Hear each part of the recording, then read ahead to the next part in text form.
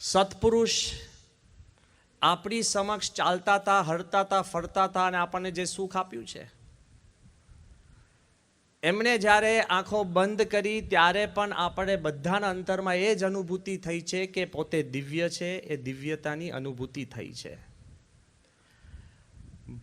પરમ પૂજ્ય મોરારી બાપુ પણ જ્યારે પધાર્યા સ્વામીશ્રીની અંતિમ આરતી કરવા, અને એ કર્યા પછી એમણે આપણને કેવળ નહીં, જગ જાહેર જનમેદનીને એમણે વાત કરી કે અત્યાર સુધી મારા જીવનકાળ દરમિયાન ક્વોટ અનક્વોટ હું આપને કરું છું કે ઘણા સંત મહાત્માઓની વાતો સાંભળી છે, કરી છે, મળ્યા છે અને બધા જ પ્રભાવશાળી છે. પણ જ્યારે મહાત્મા સંપૂર્ણ બોલવાનું બંધ કરે ત્યારે આપોઆપ લાખો માણસો ઉમટે એમના દર્શન કરવા. એવા મહાત્મા મેં જોયા હોય તો આ પ્રથમ પ્રમુખ સ્વામી મહારાજ છે. Not a word. અત્યાર સુધી આપણે આમ માનતા હતા કે સ્વામીએ કાર્ય કર્યું એટલે સ્વામી મહાન, ક્રિયા કરી એટલે સ્વામી મહાન, સ્વામી દ્રષ્ટિ કરે છે એટલે સ્વામી મહાન, સ્વામી આપણા સંકલ્પ પૂરા કરે છે સ્વામી મહાન. પણ એ દિવ્ય તત્વ છે અને એ રહ્યા પણ આપણી દેખરેખ રાખી શકે છે એવી સ્વામીશ્રી પાસે શક્તિ અને તાકાત અને દિવ્યતા છે, આપણને દેખાઈ આવે છે. અમદાવાદની અંદર જ આપણે અમદાવાદમાં બેઠા છે, કેટલા પ્રસંગોની સ્મૃતિ આપણી પાસે છે. પૂજા કરતા હોય, બાળકો જોડે પ્રશ્નોત્તરી સ્વામી કરતા હોય, ફુગ્ગાથી સ્વામીને આપણે રમતા જોયા છે. વરસાદ પડ્યો હોય તો સામાન્ય ધોધની અંદર સ્નાન કરતા જોયા છે, સ્વામીને પ્રદક્ષિણા કરતા જોયા છે, સ્વામીને વોકિંગ કરતા જોયા છે. યાદ હોય જ્યારે અક્ષરપીઠના માળમાં સ્વામી જ્યારે વોકિંગ કરતા ત્યારે આ તમે બેઠા છો નીચેનો ચોક આખો ભરાઈ જતો.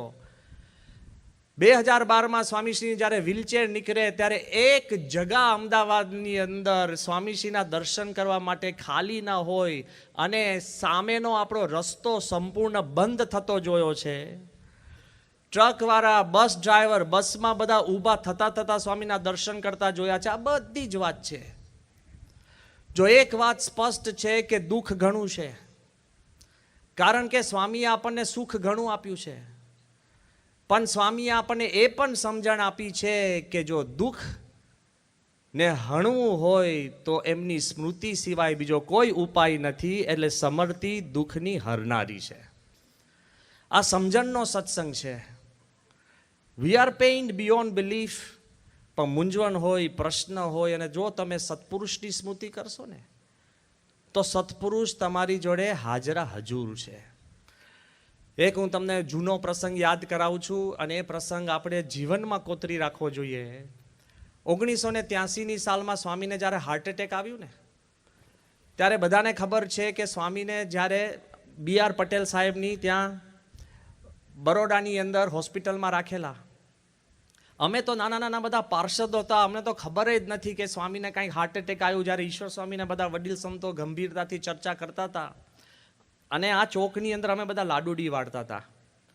અને પછી આવીને અમને વાત કરી કે બાપાને આવી રીતના હાર્ટ એટેક આવ્યું છે અને સિરિયસ, અને કોઈએ સ્વામીને મળવાનું નથી કારણ કે ઇમોશનલ થઈ જાય તો પ્રશ્ન થાય. એટલે હોસ્પિટલ તો કોઈ જવાની વાત જ નથી. સંતો નહોતા જતા, સદગુરુ સંતો નહોતા જતા, જે 2-3 જણે કામ હોય એ જતા હશે. અમારે તો કોઈ કલ્પના જ નથી ને ચાન્સ જ નહોતો. પણ અમે બધા પાર્ષદોએ ભેગા થઈને એક કૃષ્ણ સ્વરૂપ સ્વામી પાસે જઈને એક પેઇન્ટિંગ કરીને એક કાર્ડ બનાવ્યું હતું, ગેટ વેલ ઇમિજિએટલી. નાનું કાર્ડ પેઇન્ટ કરીને આખું સિલ્વર ગેટ વેલ સૂન કાર્ડ આવે ને, કારણ કે અમે બધા 15, 17, 16, 18 વર્ષના બધા નાના પાર્ષદો હતા. ઈશ્વર સ્વામીએ દયા કરીને કીધું કે તમે આ કાર્ડ બનાવ્યું છે તો જાઓ હોસ્પિટલમાં લઈ જાઓ. રાણા અમને હોસ્પિટલની ગાડીમાં બેઠા, બ્લુ એમની ગાડી હતી ફિયાટ, અને ગાડીમાં અમને સ્પષ્ટ કહેવામાં આવ્યું હતું કે સ્વામીની પાસે ફરકવાનું નહીં, શક્ય જ નહોતું. કાચમાંથી, બારીમાંથી બાપાના દર્શન કરવાના કાર્ડ અંદર મોકલવાનું, સ્વામી રાખશે. આ હું સ્મૃતિ એટલે કહું છું કે આમાં એક પરમેનન્ટ સોર્સ ઓફ ઇન્સ્પિરેશન છે. કાર્ડ અંદર મોકલાયું, સ્વામી ખાટલામાં રેસ્ટ કરતા હતા. હાર્ટ એટેક પછી કોઈને મળવાની બંધી જ હતી. લાગણી સભર થવાનું નહોતું, પણ કાર્ડ અંદર ગયું, અંગ્રેજીમાં હતું. એટલે સ્વામીએ બારીમાંથી સગર ભગત હતા ને હું તિલક ભગત 2 જણામાં હતા. સ્વામી કે આ નાના પાર્ષદો આવ્યો છે, અંદર બોલાવો. એટલે નિયમ ઉલ્લંઘન કરીને જવાનું થયું. સ્વામી કાર્ડ સમજતા હતા. કાર્ડમાં અમે નાની નાની બધી વાતો લખી હતી. Get well immediately, your love is like oxygen, નાની નાની કવિતાઓ હતી. એમાં એક કવિતા એવી હતી, what does my heart say to your heart, on your beat I have a crush, so rest and not rush. મારું હૃદય આપના હૃદયને શું કહે છે કે તમારા ધબકાર ઉપર અમને પ્રેમ છે, આપ આરામ કરો, દોડધામ નહીં. આવું ભાવાર્થ કહું છું ગુજરાતીમાં. સ્વામી એક એક વાત પ્રેમથી સ્વામીએ કાર્ડ એમની છાતી પર મૂકીને કાર્ડ જોતા હતા. અને પછી તરત વારો થઈ ગયો એટલે બધા અમને કે જાઓ બારે બધા. એટલે અમે પદાર્થ થઈને બધા બારે નીકળી ગયા, કારણ કે પાર્ષદ હતા, કોઈ હેસિયત હતી નહીં, બારે જતા. એમાં BR પટેલ આવ્યા. સ્વામી ફરી બોલાવ્યા. સ્વામી કે BR પટેલને આ સમજાવો. એલો બીજી વાર, ટ્વાઇસ એન્ટ્રી. અને મને યાદ છે કે એ પત્યું ને પછી બાપાએ નજીક બોલાવ્યા. ખાટલામાં સૂતા છે, હાર્ટ એટેક આવી ગયું છે થોડાક દિવસ પહેલાં જ. બાપા કે તમે હમણાં બધી વાતચીત કરી કે તમારું હૃદય અમારા હૃદયને શું કહે છે. સ્વામી કે હું તમને હૃદયની વાત કરું. બાપા કે તમે બધા ત્યાં છો અને હું અહીંયા. તમે અમને યાદ કરો અને અમે તમને યાદ કરીએ, એ આપણા હૃદયની વાત છે. એમ કહીને બાપા ઈશ્વર સ્વામી, આત્મસ્વરૂપ સ્વામી, આનંદ સ્વામી અને સુખદેવ ભગત, એમ ભગતોથી માંડીને જેટલા નામ સ્વામી બોલતા ગયા. અને પછી બાપા કે એમાં અંતર ના રહે. આજે મારે એટલી જ વાત આગ્રહ કરીને આપણે સ્મૃતિ કરવી જોઈએ કે આપણે બાપાની સ્મૃતિ કરીએ અને બાપા આપણને અખંડ યાદ કરતા જ હોય છે. તો આપણે વી ટ્રાન્સેન્ડ જ્યોગ્રાફી, પ્લેસ, પરિસ્થિતિની પર થઈ જઈએ છીએ, દુઃખની પર થઈ જઈએ છીએ અને સત્પુરુષની આપણે નજીક પહોંચી શકીએ છીએ. એવી સ્મૃતિની અંદર તાકાત છે. આજે પણ બાપા જોડે આપણે વાત કરવી હોય તો દિલથી તમે બાપાનો કોઈ પણ પ્રસંગ નિહાળ્યો હોય તમે સ્મૃતિ કરશો, એ 100% હાજર થશે. એવી દિવ્ય શક્તિ સ્વામીના છે. આ તમે ને હું આપણે વાત કરીએ એ વાત નહીં. જ્યારે ડૉક્ટર કલામે બાપાને આગ્રહ કર્યો કે તમે ગમે તેમ કરીને રાષ્ટ્રપતિ ભવનની અંદર પધરામણી કરો અને 700 સંતો જોડે, અને સ્વામી કહ્યું કે આપણે એવું નથી કરવું. અને પ્રમુખ સ્વામીએ જ્યારે કલામ સાહેબને કહ્યું કે સાહેબ તમે મને જ્યારે જ્યારે યાદ કરશો ત્યારે હું તમારી સાથે રાષ્ટ્રપતિ ભવનમાં છું જ.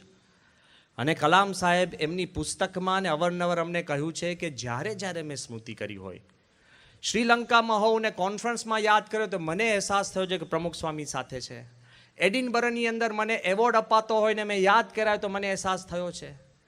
યુરોપિયન પાર્લામેન્ટની અંદર પ્રવચન કરતો હોઉં અને મેં પ્રમુખ સ્વામીને યાદ કર્યા હોય તો મને અહેસાસ થાય કે મારી ભેગા છે. જે કલામ સાહેબે કંઠી પણ નથી પહેરી અને કદાચ પૂજા પણ નહોતા કરતા, એ કલામ સાહેબ સ્મૃતિ કરે ને પ્રમુખ સ્વામી હાજર થાય તો તમે ને હું સ્મૃતિ કરો તો હાજર ન થાય એવું બને જ નહીં. There is power. અને તમારા મારી કોઈ લાયકાત જ નથી, એની દિવ્યતાના કારણે હાજર થાય છે. અને everybody will feel and realise, જો આપણે આ કરી શકીએ દિલથી તો એ અનુભૂતિ થાય જ છે.